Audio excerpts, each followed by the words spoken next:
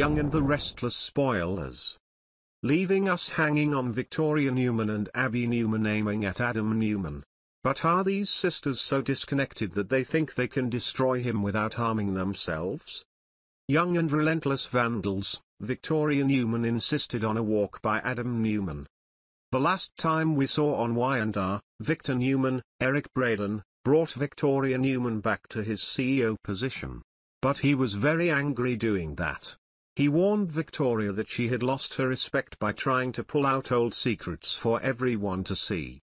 Of course, on Young and Restless, this is also what Adam Newman threatened to do. But then he thought his father was a Kansas killer, not himself. Now Adam is gone, and Victor still defends his name. So Victor wants Victoria to back away from him. However, don't be surprised if Victoria Newman does the opposite when the new episodes of Young and Restless resume later this year. Victoria is angry and wants to destroy Adam Newman so carefully that he can never return from there. Is it wise for Victoria to survive? Spoilers: Y&R, Abby Newman is also burning hard for his brother. Other Young and Relentless records recall that Abby Newman was blindly angry at Adam. She wanted to kill him anyway. Now, thanks to Phyllis Summers, Michelle Stafford, Abby Newman learns that Adam Newman killed a man in Las Vegas. But she and Prime Minister Chancellor, Donny Boaz, destroyed a record to prove this. So Abby approached Young and Resty's opportunity and asked him to wear a band and get back the tape. Naturally, Chance refused to join Adam. Afterwards, Chance tasked with reminding Abby Newman that if not for Adam's actions, he would die. The Young and Relentless Vandals predicted that Chance would not betray Adam so Abby could develop a plan to take revenge on the small family. He was dumbfounded and annoyed that she even asked.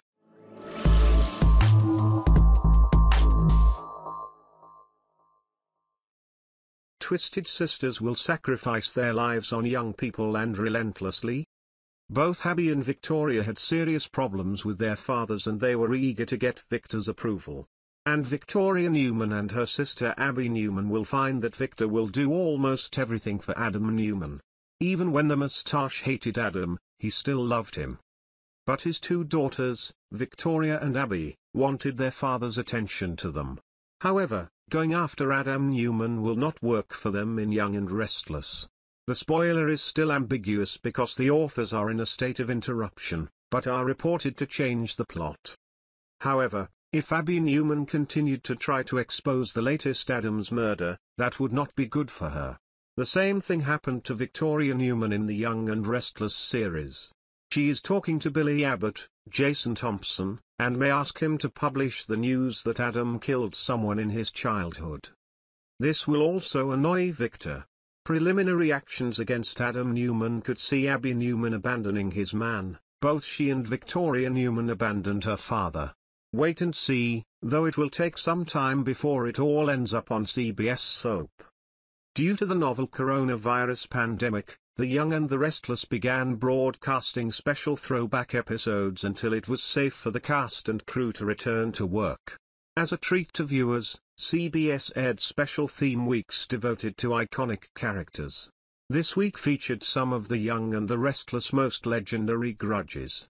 A complete list of episodes that aired during this week can be found here.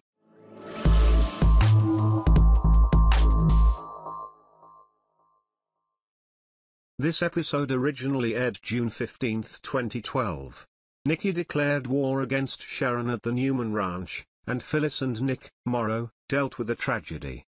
Nicky called Sharon a trashy wannabe and dumped a bottle of water over her head. Sharon dunked Nicky's head into a bucket of water. Nicky shook powder all over Sharon, who called her a jealous lush. They lunged for one another, and Victor and a police officer found the women struggling on the ground. Victor and the policeman pulled the women apart, and Nicky yelled for Victor to let her go, because she wasn't done with Sharon. The Young and the Restless just spent an entire week delving into the romance between Victor Newman, Eric Braeden, and Nikki Reed, Melody Thomas Scott, but for fans looking for some MTS material that's a little closer to what the world is experiencing today, look no further than the 2003 movie The Paradise Virus. The film stars Scott as Linda Fleming, a brilliant virologist whose Caribbean holidays cut short when she's charged to stem the spread of a deadly virus that could claim her son among its victims. Though it's nearly 20 years old, the movie is super relevant today, with even Scott revisiting her former project.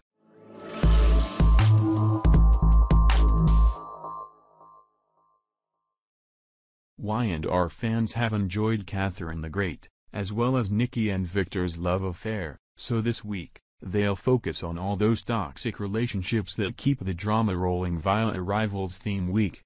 Get ready to watch your favorite Genoa City feuds unfold right before your very eyes. It seems as if Y&R has some stellar episodes lined up around the best of the best rivalries the little town has had to offer.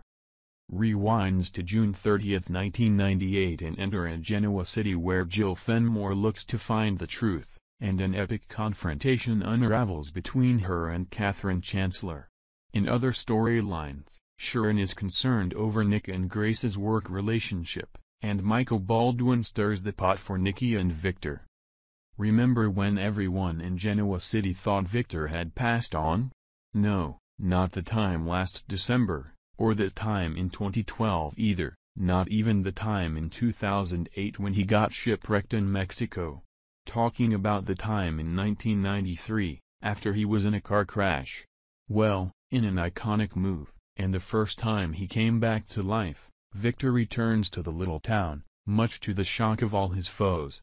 Classic episode of The Mustache's comeback, circa October 1, 1993.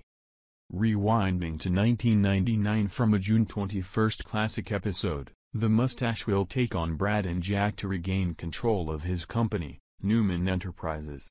Meanwhile, Ashley feels caught in the middle between the Abbott and Newman rivalry, and Paul and Christine get ready for all that parenthood might have to offer, which is actually kind of sad, because we all know how that ends.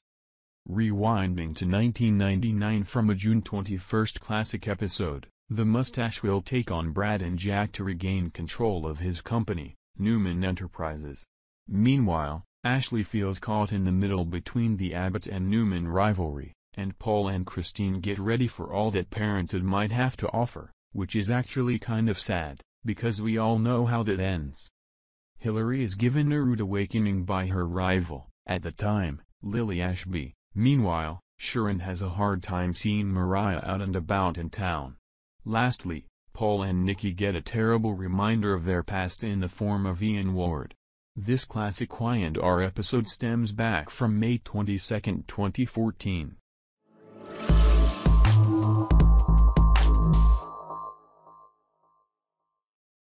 Y&R fans have had the pleasure of reliving Nicky and Victor's love story recently, but how about the theme week around one of the greatest soap opera feuds in daytime drama history? Victor and Jack have had some great moments over the years, and whether you are on Team Abbott or Team Mustache, rewatching some episodes where these two battle it out for Genoa City corporate cosmetic supremacy is a must. One of the coolest things about watching these classic episodes as of late is seeing all the different recasts of characters over the years. Remember when Ashley was played by actress Brenda Epperson? Or when Jill was played by Brenda Dixon? While most Y&R fans love Amelia Hindley as Victoria Newman, when the character was Sorius in 1990, actress Heather Tom truly evolved the role from a daddy's little girl into a young woman who was ready to take Genoa City by storm.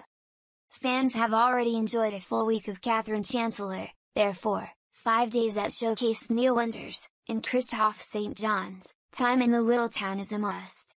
From the day he stepped into Genoa City in 1991, to his love affair with Drew, how he struggled with her loss, and bringing Devin into the Winters family, are all classic episodes that many Y&R fans would love to see once again. Michael Baldwin is a stand-up and respectable character who is beloved by many Y&R fans, however, that wasn't always the case. When he first entered the land of Genoa City in the early 1990s, he wasn't the nicest of characters and had a very dark side. Over the years, he's gone from zero to hero, and it would be fun to rewatch a week of Michael Baldwin being evil and dark.